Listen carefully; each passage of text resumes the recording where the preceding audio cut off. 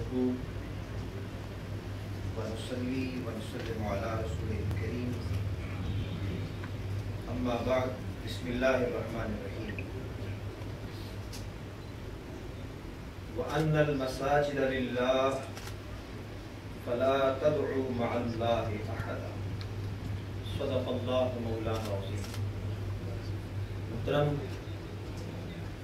علماء کرام، معزز حاضرین و سامعین،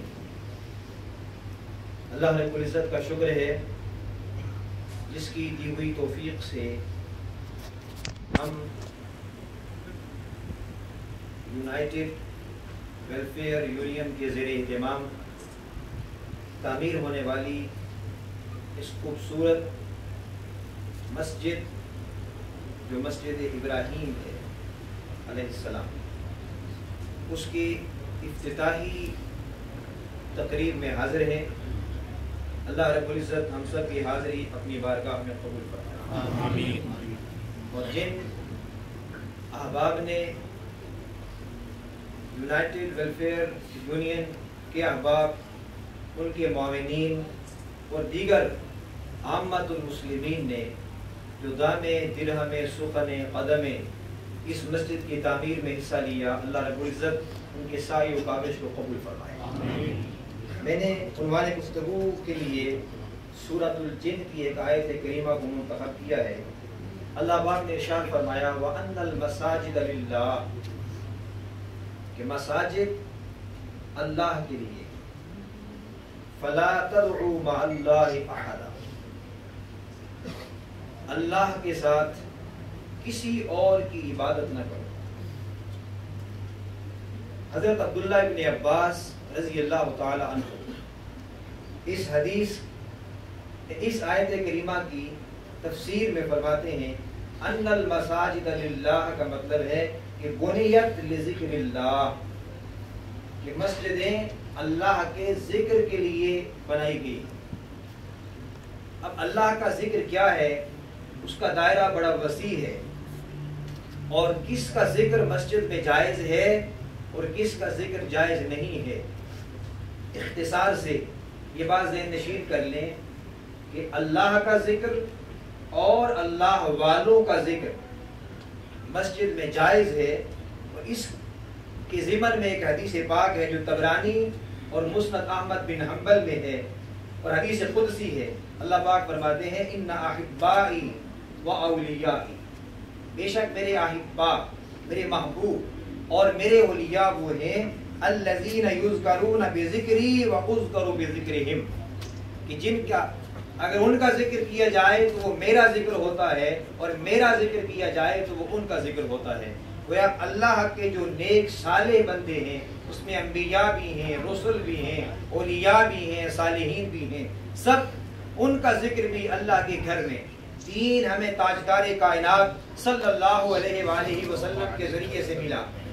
مسجد نبوی کا ممبر ہے جہاں سے نماز کی تعلیم ملتی ہے، روزے کے مسائل ملتے ہیں، حج، زکوٰۃ اور جہاد کے احکام ہمیں ملتے ہیں، حلال و حرام کی تعلیم ملتی ہے۔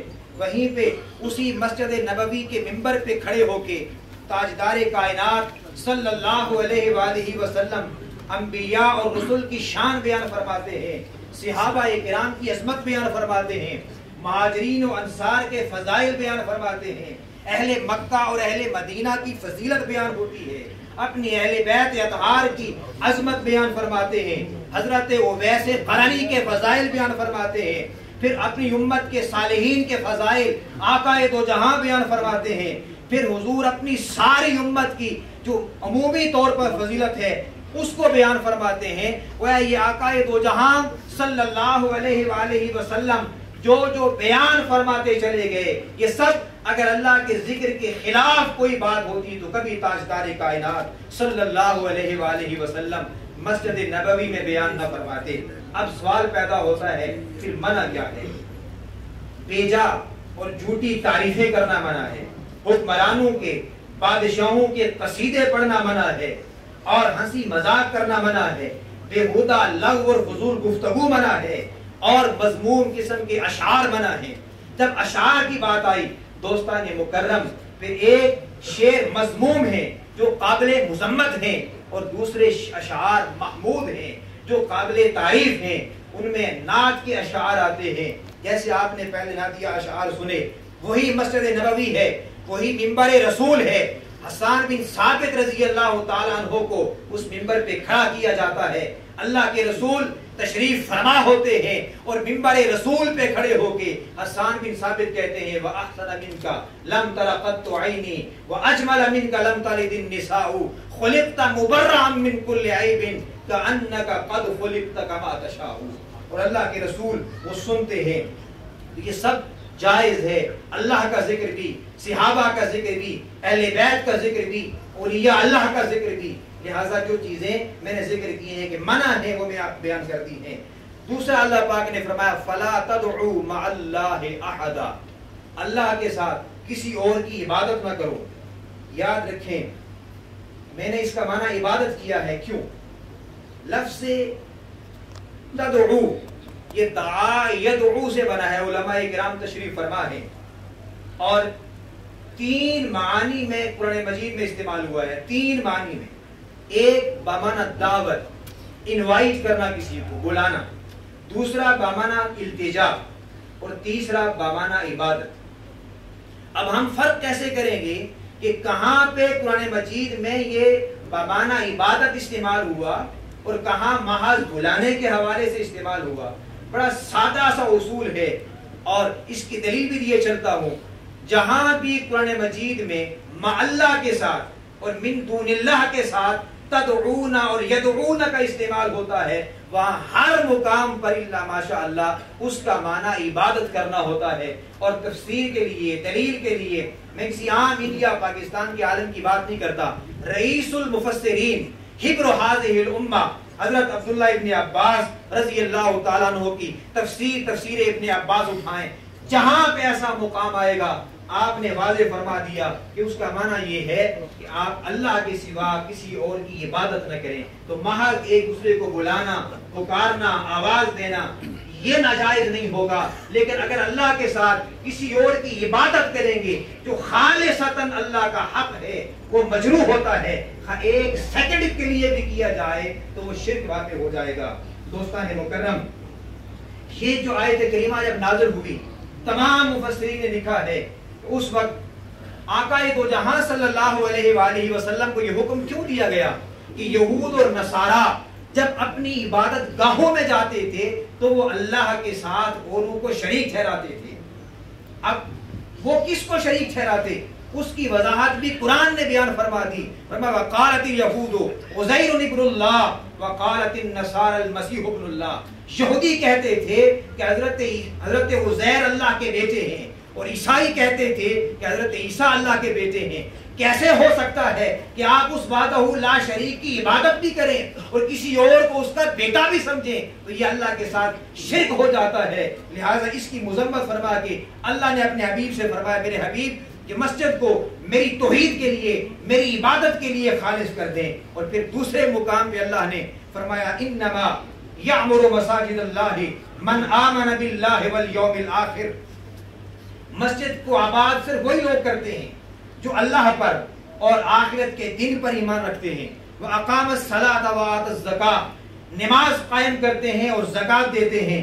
وَلَمْ يَخْشَ إِلَّا اللَّهُ، اور اللہ کے سوا کسی سے ڈرتے نہیں ہیں.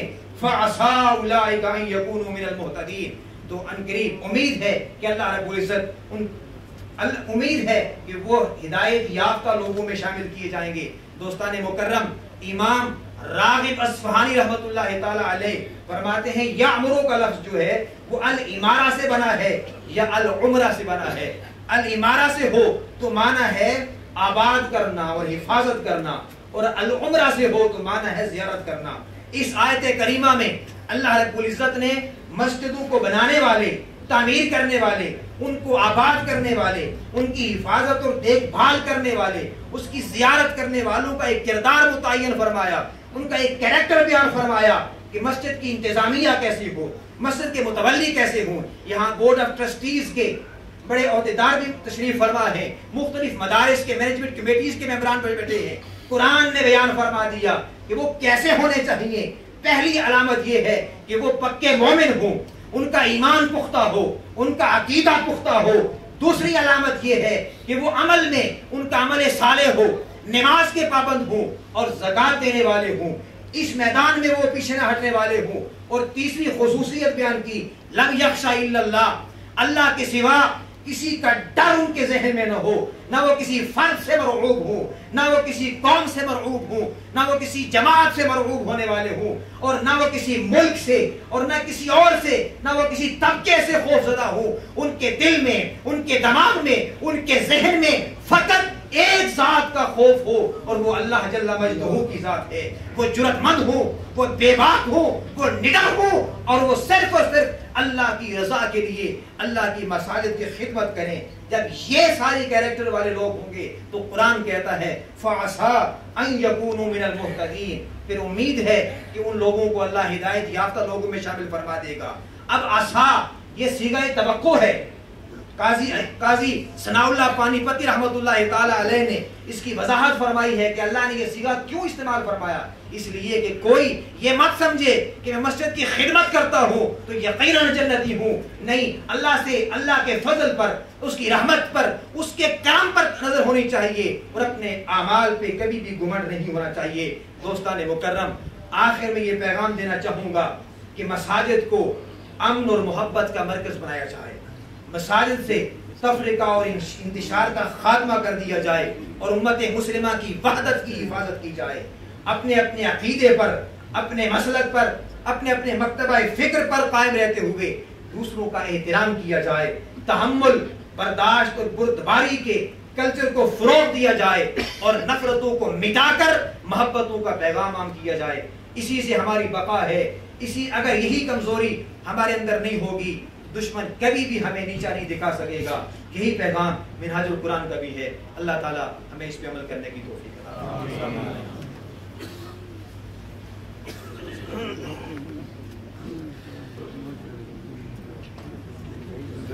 Thank you, Hafiz Naseem Sahib. Now I will request Imam Zubair, Imam of Masjid Ibrahim, to say a few words on this occasion. Imam Zubair Sahib.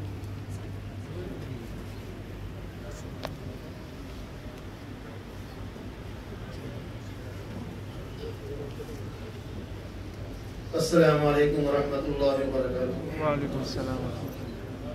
نحمدہ و نصلی علی رسول الکریم۔ میرے معزز مہمان، سب سے پہلے علماء اکرام جو اللہ سبحانہ وتعالیٰ نے ہمیں کی جو ہیرے دیے ہوئے ہیں، ان کا بہت شکر گزار ہوں جو تشریف فرما ہیں، اور باقی جتنے بھی احباب ہیں، میرے بھائی ہیں، میں بھی کم از کم سب کو جاننے والا ہوں، سب مجھے بھی جاننے والے ہیں، ملتے رہتے ہیں، پھرتے رہتے ہیں۔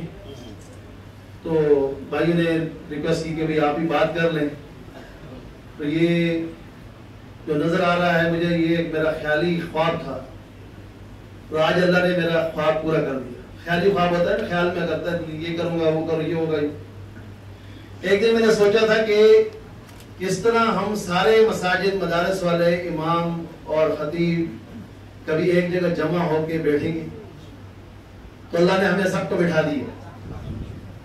الحمدللہ ہماری کمیٹی نے محنت کی، کوشش کی، اور ہانگ کانگ میں جتنے مدارس ہیں، مساجد ہیں، ان کے ائمہ ہیں، ان کے انتظامیہ ہیں، ان سب کو بلایا، ان کو دعوت دی۔ یہ اللہ نے ہمارا خواب پورا کر دیا، اور ہم یہاں پر ایک جگہ جمع ہوئے ہیں۔ ہمارے جمع ہونے کی چند جگہ ہیں جو وہ ایک تو مسجد ہے، ہم اس پر جمع ہو سکتے ہیں، ایک ہو سکتے ہیں، اور ایک ہے ہم۔ ایک کلمہ ہے لا الہ الا اللہ محمد رسول اللہ، یہ سب کے لیے ایک ہی ہے، اس میں ہم سب ایک ہی ہیں، جمع ہیں، لا الہ الا اللہ محمد رسول اللہ۔ اس میں ہمیں کوئی تفریق نہیں ہے۔ ہمارے نماز میں ہم جمع ہو کے ایک صف میں کھڑے ہو سکتے ہیں۔ نماز ہمیں جمع کرتی ہے، اکٹھا کرتی ہے، ایک صف میں کھڑا کرتی ہے۔ آج اللہ نے ہمیں مسجد کی سعادت کی نصیب فرمائی، اور آپ لوگوں کی دعائیں اور محنتیں، کوششیں جس درجے کی بھی تھی، اللہ پاک قبول فرمائے، آپ کا آنا بھی اللہ قبول فرمائے۔ یعنی کہ بیان تو علماء کرام جیسے مولانا نے کر لی بات، اور بھی علماء کرام مفتی صاحب بھی بات کریں گے، بیان تو ان کا کام ہے. میری تو چند گزارشات ہیں کہ میں یہاں خدمت میں لگا ہوا ہوں. اللہ کرے کہ مجھے اللہ پاک موت تک اس خدمت میں قبول فرما لے، اور میرے ساتھ جتنے بھی احباب آپ خدمت کر رہے ہیں، جس درجے سے کر رہے ہیں، محبت رکھتے ہیں، اللہ پاک آپ کی اس محبتوں کو قبول فرما لے تو ہماری نجات کا ذریعہ بن جائے. وہ کہہ رہے ہیں کہ آدمی ڈوب رہا ہے تو وہ تو سہارا کسی نہ کسی چیز کو پکڑتا رہتا ہے، چاہے بچے نہ بچے پھر بھی پکڑتا ہے. ہم سہارا پکڑنا ہے، کوئی نیکی چھوڑنی نہیں ہے، کوئی نیکی کو کام نیکی سمجھ کے چھوڑنا نہیں ہے، کیونکہ کہیں وہ نیکی ہمیں کام آ جائے. تو یہ نیکیوں میں سے ایک نیکی ہے. ہمیں اللہ پاک قبول فرما لے، اللہ ہماری نجات کا ذریعہ بنا دے. آپ یہ یعنی کہ یہاں جتنے بھی مسلمان ہیں پورے ہانگ کانگ کے، اللہ پاک سب کو جزائے خیر عطا فرمائے. جو دعوت پہ یعنی کہ یہاں شریک ہوئے، اور جو ہمارے یعنی کہ یہاں پر جتنی کمیٹیاں ہیں جو انہوں نے ہمارے ساتھ تعاون کیا، اور ہمارے ساتھ یعنی کہ میں سب کا شکر گزار ہوں. بورڈ آف ٹرسٹی جو ہے یعنی کہ انہوں نے بھی ہمارے ساتھ تعاون کیا، باقی جتنی جماعتیں ہیں. اور تعاون یہ ہے کہ میں تو ہمیشہ یہ درخواست کرتا ہوں، دعا سے کسی کو محروم نہ کرو. دعا پہ $1 خرچ نہیں ہوتا، $1 خرچ نہیں ہوتا. کم سے کم دعائیں دیتے رہا کرو ایک دوسرے کو. ہمیں دعاؤں میں یاد کیا کرو کہ اللہ یہ جو کام کر رہا ہے یا جام محنت کر رہا ہے، اس میں اخلاص نصیب فرما دے، اس میں بہتری نصیب فرما دے. اس دعا سے میں محروم نہ کیا کرو ایک دوسرے کو. سارے مومنین کے لیے دعا کرنا، سارے مسلمانوں کے لیے دعا کرنا، $1 خرچ نہیں ہوتا. جب ہم دعائیں کریں گے ایک دوسرے کے لیے تو اللہ ہماری مدد فرمائے گا، اللہ ہمارے ساتھ رہے گا. تو آپ سب بھائی سے گزارش ہے کہ آپ ہمارے لیے دعا کریں کہ اس جگہ کو اس طریقے سے جس طرح اللہ چاہتے ہیں، جس طرح اللہ کے حبیب چاہتے تھے، ویسے ہم اس جگہ کو آباد کرنے والے بن جائیں. اور ہمارا کوئی مقصد نہیں، اللہ راضی ہو جائے، اللہ کا حبیب راضی ہو جائے. اللہ کے حبیب کی مسجد کی یہ شاخ ہے، ابھی بیت اللہ کی شاخ ہے. اب یہ شاخ جو ہے تا قیامت آباد رہے. اس کے اللہ نے سب کو قبول فرما لے، اس کو آباد کر لے. اب ایک تو آپ کے سامنے ہے، مال والوں نے مال لگا دیا، اللہ ان کے مال کو قبول فرما لے. اب عمارت بن گئی، اب ٹائلیں لگ گئی، باقی ساری چیزیں فرنیچر آ گیا. اب یہ آبادی نہیں ہے، یہ تو ہمارے آبادی کی جگہ بن گئی، آباد ہونے کی جگہ ہے. اب آبادی تو دین سے آباد ہوگا. آباد تو یہ مسجد ہو اعمال سے آباد ہوگی. اگر وہ اعمال ہم یہاں کریں گے انشاءاللہ، اس میں اللہ پاک رات یعنی کہ دنیا دن دنیا رات دنیا اور ترقی فرمائیں گے اللہ پاک. لیکن اعمال نہیں ہوں گے تو مسجد ایک عمارت رہ جائے گی. اور اس طرح ہم نے پھرتے ہوئے دعوت کریم کے نام سے جو محنت ہو رہی ہے دنیا میں، جہاں جہاں گئے مسجدوں کو غیر آباد دیکھا، جہاں ایک نمازی بھی نہیں، جہاں پر پورا کرکٹ پڑا ہوا ہے اور مسجد غیر آباد ہے. تو وہ مسجد تو بنی ہوئی ہے، عمارت ہے، لیکن غیر آباد کیسی ہوئی، دھوڑ کیسے پڑی کہ وہاں کوئی نمازی نہیں ہے، وہاں نماز پڑھنے والا کوئی نہیں، وہاں قرآن پڑھنے والا کوئی نہیں، اس مسجد میں اللہ کا ذکر کرنے والا کوئی نہیں، اور اس کے دروازے بند ہیں. مسجدیں 700 سال 800 سال پرانی، 1000 سال پرانی دیکھ کے آئے ہیں. ہم غیر آباد کیسے ہوئی کہ مسلمان نے نماز چھوڑ دی، مسلمان نماز کے لیے مسجد میں نہیں آ رہا تو مسجد غیر آباد ہو گئی. تو پھر اللہ نے کیا کیا کہ بھائی اللہ نے پھر ناراض ہو گیا نا. جب اللہ ناراض ہوتے ہیں تو پھر بگاڑ پیدا ہوتا ہے. پھر بگاڑ کیا ہوتا ہے، بہت ساری چیزیں آج جو ہمارے اندر ہیں وہ پیدا ہو جاتی ہیں. اللہ پھر یعنی کہ ناراض کی یہ سبب بنتا ہے کہ اللہ کے گھروں کو آباد نہ کیا جائے تو اللہ ناراض ہو جاتے ہیں. جب ہم اللہ کے گھروں کو آباد کریں گے اللہ راضی ہوں گے، ہمارے گھر آباد ہوں گے، ہمارے ملک میں ہمارے علاقوں میں ہر جگہ پر خیر خیر پیدا ہوں. اب خیر آ جائے اس کے لیے اللہ کے گھر کو آباد کرنا ہے. ہمارے نبی صلی اللہ علیہ وسلم دعوت اللہ، اللہ کی طرف بلانا لوگوں کو، ہماری تعلیم و تعلم، ذکر و عبادت اور خدمت، یہ 4 کام ہیں، اعلیٰ کام ہیں جو مسجد نبی صلی اللہ علیہ وسلم کے ہیں. اب ان اعمال سے ہم اس مسجد کو آباد کریں گے، یہ آباد ہوگی. یہاں پر یہ چاروں حلقے لگے ہوں گے، اب چاروں محنتیں ہوں گی تو انشاءاللہ مسجدیں 24 گھنٹے آباد ہوں گی. جس مسجد میں یہ 4 اعمال ہیں وہ 24 گھنٹے آباد ہے، کہیں بند نہیں ہے. وہاں 24 گھنٹے لوگ آ رہے ہیں اور جا رہے ہیں، عبادت کر رہے ہیں. عبادت کے لیے 24 گھنٹے کھلی، دعوت کے لیے 24 گھنٹے کھلی، خدمت کے لیے 24 گھنٹے کھلی ہے. اور میرا بھی یہی دل ہے، میرا بھی یہ خواب ہے کہ اللہ کرے ہماری مساجد 24 گھنٹے آباد ہوں. اب مسجد اللہ کا گھر جو ہے 24 گھنٹے، بیت اللہ جو ہے اللہ کا گھر جو ہے وہ 24 گھنٹے آباد ہے. طواف 24 گھنٹے ہو رہا ہے، اللہ کی بات 24 گھنٹے ہو رہی. ہر مسجد پوری دنیا میں جہاں مساجد ہے، مدارس ہے، مصلے ہیں، یہ 24 گھنٹے آباد ہو جائے. آپ ان آبادی کے لیے یہ 4 اعمال میں نے بتا دیے. میری بھی کوشش ہے کہ میں بھی ان 4 اعمال پہ آ جاؤں. دعوت کی محنت میں لوگوں کو اللہ کی طرف بلانا اور تعلیم و تعلم سیکھنا اور سکھانا. جس کو کوئی آتا ہے وہ سکھا دے, جس کو نہیں آتا وہ سیکھ لے. اور ذکر عبادت, اللہ کے احکامات, حضرت محمد مصطفیٰ صلی اللہ علیہ وسلم طریقے, اس کو پورا کرنا اور آنے جانے والوں کی خدمت کرنا. یہ کام ہے وہی ضرور 4. اس 4 کام کے لیے سارے وہی تیار ہیں انشاءاللہ. سارے نیت کرتے ہیں انشاءاللہ. اور 4 کام کے لیے ہر مسجد کو آباد کرنے سے. اور میری گزارش یہی ہے, میری بات یہی ہے کہ ہم سب یعنی کہ پورے تو یعنی کہ ہانگ کانگ میں جتنے مسلمان رہ رہے ہیں ہم ایک نمونہ بن جائیں. امن کا گہوارہ تب بنیں گے ہم جب حضور علیہ السلام کے نقش قدم پہ چلیں گے.